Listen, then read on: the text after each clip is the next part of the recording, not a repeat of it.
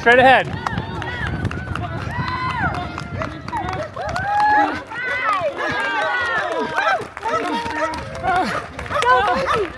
To your left in that chute.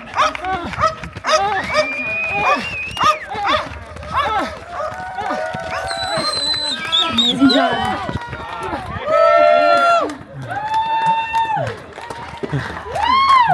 Finishing in a time of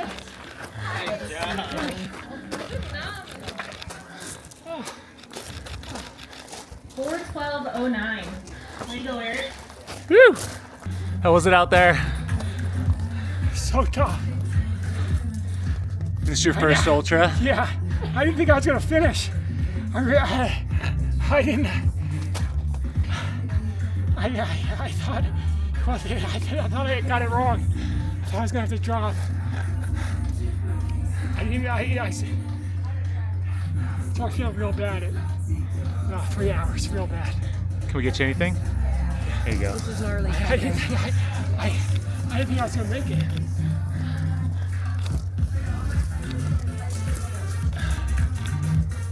Nice work, man. Here with Eric Blake. He's the 2025 Crown King Scramble 50K champion. Eric, you were working so hard at the end there, and you commented that you didn't think you were going to make it here. Tell us about your race.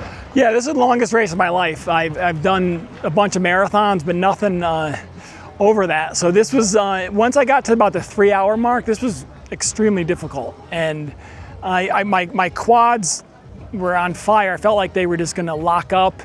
I also felt in my head, it was almost like my head was getting heavy, and I was getting a little worried that I wasn't gonna get to the finish.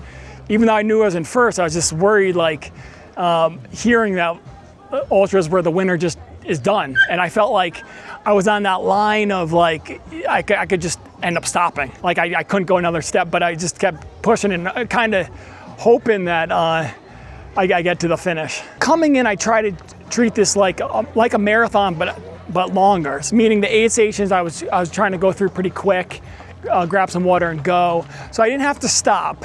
And it was more when I got to the 3 hour mark, I felt like I knew I was gonna be over 4 hours. And I said, like at first I'm like, get to 3:15, get to 3:30, and then eventually get to that top. And then the last couple miles downhill was difficult too, and I had no idea what was going on behind me. I knew I wasn't going that fast, so it was kind of like I was in between of like I just want to finish, and I also want to win. You're but running scared. He's running scared. But I'm also like, there's one point like if someone goes by me, I'm all out. I was happy to get to the finish. Yeah, you could tell you were giving it everything you got. What was your fueling strategy out there? I took a decent amount of gels and fluids at each station. So I probably took 8 gels. I think, I probably could have fueled, maybe that was a little bit, I'll evaluate this in a day or two, but I probably could have maybe gone a little bit more fueling, and but I was definitely on fumes. It was really the whole last hour. Tell us a little bit more about where you're from, and I know we saw you have a couple second place finishes at Race the Cog. Yes, so I'm from Connecticut. I coach at Central Connecticut State, and so I've lived there most of my life. And I really like uphill races. Race of the Cog's great. Mount Washington I do every year. So I like that. That's what drew me to this race. There's not many ultras that are point-to-point uphill. So I actually signed up for this race last year. And training in January, February didn't go well, and I had a calf injury, and I bagged it. And so that was part of it. It was like my first goal was to get to the start line healthy. And then this morning I'm like, the goal is now to get to the finish. So yeah, but I definitely like the uphill races, and I'm 46 now, so it's like I got to try an ultra at some point. Have you been to Arizona to race before? I raced in grad school, at Arizona State for a 5K. You know, this was 2003. So it's been, been a little bit. 22 years, yeah. What was the scenery like for you coming from the East Coast? It was great, yeah. And I didn't take a lot of it, admittedly, but when I did it, I mean, it looks like you can see forever, and yeah, I enjoyed that, and I liked it. The downhills were difficult for me, and when it went back to uphill, I'm used to this, and just try to one foot in front of the other. Because yeah, even though it's net uphill, there are some very steep downs even in the middle of the course. Yeah, and that's when I felt my quads around 2 hours. It was cut somewhat early. It started to have some pain, and I'm like, you start questioning, I didn't do a lot of downhill stuff in the last couple months, and I'm like, if I just want my quad, the pain level to stay there. If it goes and it went up a little bit, but I didn't want it obviously to get worse, and then it starts affecting your uphill too. Yeah, just happy how it came out.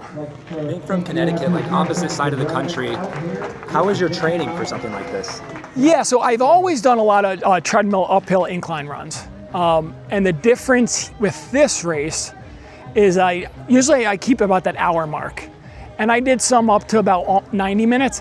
Uphill treadmills really, once you get over that hour, it's really difficult. Sometimes the belt slides due to the sweat and stuff like that.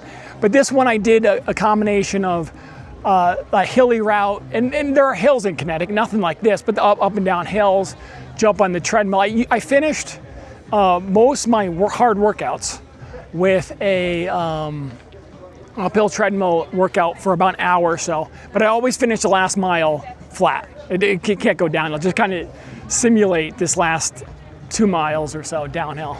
But the uphill treadmill gets you aerobically fit, and I feel it simulates like a Mount Washington really well. When you get in the trail stuff, it gets you fit. It's a little different, but it gets the job done. Plus, but you don't have the downhills with the treadmill. So, but I basically I do have an altitude mask. And I'd finish workouts spinning.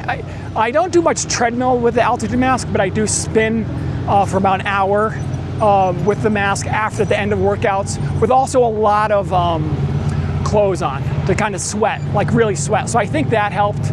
I also like racing in warm weather, even though it's been cold. The last January, February in Connecticut was a very cold winter. Some days 20 degrees, but the treadmill you're running hot, the bike I'm running hot with the clothes, so I felt that really helped too. Yeah, right on. What's next for you? I coach Central Connecticut, like I was saying. So I have the outdoor season coming up. Starting next week, we go to North Carolina for a meet. So I'll be busy the next couple months. But so I'll shoot for Mount Washington, and I'm doing Broken Arrow the first time with the vertical race there a week after that in June. So looking forward to that. Right on. Awesome. Congrats. Thank you.